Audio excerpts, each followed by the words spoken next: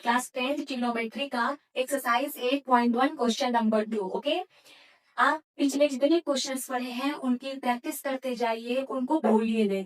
आगे बढ़ने के लिए पीछे का छोड़ना जरूरी नहीं है। आप आगे बढ़ते जाइए और पीछे की चीजों को रिवाइज करते जाइए, ठीक है ना। आप जितना आगे गए, नीचे से आपको कुछ नहीं भूलना है, नीचे की चीजों को प्रैक्टिस करते रहिए, ठीक है ना। तो आपको सक्सेस डेफिनेटली मिलेगी। ओके, जैसे कि अगर हम लोगों का लाइफ स्पैन है 100 ईयर्स, ठीक है ना। सपोज वैसे तो नॉर्मली आज की डेट में 100 ईयर्स लाइफ स्पैन होता नहीं है। एवरेज लाइफ स्पैन जो है आपको कुछ 70 to 80 ईयर्स है। बट सपोज मैं तो चाहूंगी कि आप लोगों का लाइफ स्पैन 100 to 103 100 ईयर्स हो। ओके, तो अगर आपका लाइफ स्पैन बेटा 100 ईयर्स का है, उस 100 ईयर्स के लाइफ स्पैन को एंजॉय करने के लिए आपको सिर्फ और सिर्फ 10 to 15 ईयर्स मेहनत करना होता है। पहले तो हम लोग छोटे होते हैं, केजी क्लास, एलकेजी यूकेजी पढ़ रहे होते हैं, उसमें उतना हम लोग लोड लेते हैं, ये समझ नहीं होता है पढ़ाई के, बस मम्मी स्कूल भेज दे रही है, स्कूल हम लोग चले जा रहे हैं।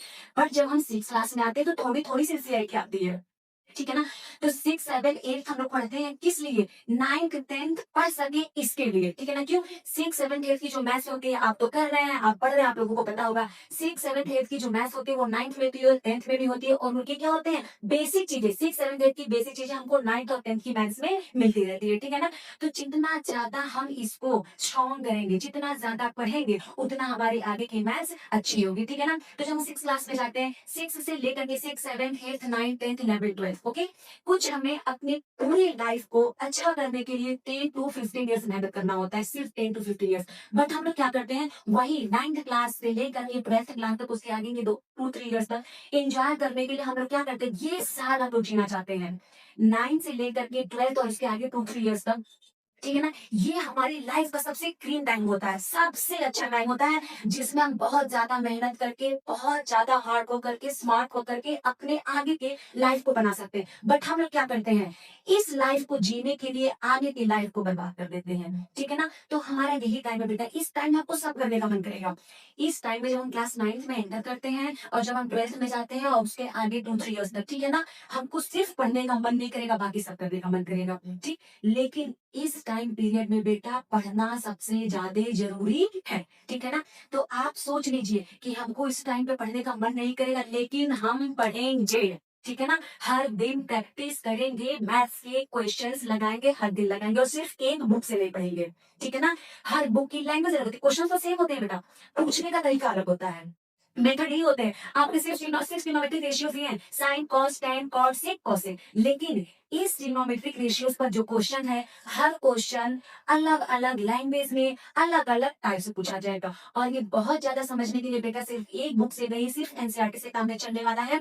आपके पास जितनी भी बुक्स है, आप उतनी बुक से क्वेश्चन करिए। ओके, चलिए, तो हमारा क्वेश्चन क्या है, इन फिगर, ये आपको फिगर गिवन है, ठीक है ना। ये एक्सरसाइज 8.1 एनसीईआरटी एक्सरसाइज 8.1, तो क्वेश्चन नंबर 2 है क्या, इन फिगर या सो फिगर गिवन है, find tan p minus cot r। हमको क्या बताना है, tan p minus cot r की वैल्यू बतानी है, ठीक है ना। तो देखिए सिंपल सा क्वेश्चन है, आप tan p की वैल्यू निकालिए, कॉट r की वैल्यू निकालिए, और दोनों को माइनस कर दीजिए। एक छोटा सा इसमें डिफरेंस है, देखिए tan, इस tan की वैल्यू निकालनी है p एंगल के लिए, और इस cot की वैल्यू निकालनी है r एंगल के लिए। आपको पता है जो हमारे बेस एंड परपेंडिकुलर होते हैं, इन एंगल्स के अकॉर्डिंग क्या होते हैं, चेंज होते हैं, ठीक है ना। तो चलिए पहले p एंगल के लिए काम करते हैं। तो ये जो फिगर गिवन है बेटा, इसमें हमारे पास इस p एंगल की अगर बात करूं, तो इस p एंगल के लिए इसके जस्ट सामने की साइड ये क्या हो गई, परपेंडिकुलर। 90 डिग्री के जस्ट सामने की साइड क्या हो गई, हाइपोटेन्यूज। ये जो थर्ड साइड बची, ये आपकी क्या हो गई, बेस। ओके, p एंगल के लिए, ठीक। तो देखिए इस p एंगल की हमें क्या नहीं पता है, परपेंडिकुलर नहीं पता है, ठीक। तो आपको पता है राइट एंगल ट्राइंगल में एक, अब तो लर्न हो गया होगा सुन सुन करके, राइट एंगल ट्राइंगल में एक ही थ्योरम लगता है, वो कौन सा थ्योरम है, पाइथागोरस थ्योरम, ठीक है ना। हम क्या लिखने जा रहे हैं, in triangle P Q R क्या होगा, हाइपोटेन्यूज का square is equal to perpendicular का स्क्वायर प्लस बेस का स्क्वायर। हाइपोटेन्यूज कितना है, 13 का स्क्वायर, परपेंडिकुलर आपको नहीं पता है, ओके। बेस, बेस कितना है, 12 का स्क्वायर, 13 का स्क्वायर बेस 13 इंटू 13 कितना होता है, 169 is equal to P square plus 12 का स्क्वायर कितना होता है, 144। 144 को इधर लेकर क्या आइएगा, 169 minus 144 is equal to P square, minus लिया तो यहाँ का कितना आ गया, 25 is equal to P plus, इसका आगे इधर भेजेंगे कितना हो जाएगा, under root 25 is equal to P. Under root 25 को हम यहाँ लिखेंगे 5 into 5 is equal to P, जिसका फेयर वाला स्क्वायर रूट के अंदर वो नंबर बाहर आ जाएगा। पी कितना हो गया, 5 सेंटीमीटर, क्लियर। ये कितना आ गया, 5 सेंटीमीटर। क्लियर? अब मुझे किसकी वैल्यू निकालनी था? मुझे निकालनी है tan p की वैल्यू। किसकी वैल्यू निकालनी है? tan p की। चलिए लिखते हैं tan, ठीक है ना, tan p की वैल्यू निकालनी। ओके, चलिए लिखते हैं tan p is equals to perpendicular upon base. Okay, tan p is equals to p angle के लिए, परपेंडिकुलर क्या है आपका 5 एंड बेस क्या है आपका 12। Is that clear? चलिए अब आपको क्या निकालना है? Cot R. क्या निकालना है? कॉट आर, ठीक है ना। कॉट आर, इसका फॉर्मूला क्या हो जाएगा बेटा? Base upon perpendicular. ओके, लेकिन ये जो आपको कॉट आर की वैल्यू निकालनी है, ये कॉट की वैल्यू आपको आर एंगल पर निकालनी है, यानी कि आर एंगल के अकॉर्डिंग आप पहले क्लियर करेंगे कि परपेंडिकुलर क्या है एंड बेस क्या। ओके, चलिए ये आर है या इस आर के लिए, ठीक है ना, इस आर के जस्ट सामने की साइड क्या हो गई? परपेंडिकुलर। आर के लिए, इस आर एंगल के लिए क्या हो गया? परपेंडिकुलर। और ये तो आपका हाइपोटेन्यूज है, वो नहीं चेंज होने वाला है, तो ये जो थर्ड साइड बची ये आपकी क्या हो गई? बेस। क्लियर? आर एंगल के लिए परपेंडिकुलर हो गया 12 और बेस क्या हो गया 5। तो चलिए बेस लिखिए। बेस आपका कितना है? 5 सेंटीमीटर। परपेंडिकुलर आपका कितना है? 12 सेंटीमीटर। सेंटीमीटर से सेंटीमीटर कैंसिल, कितना बचा? 5 अपॉन 12। क्लियर?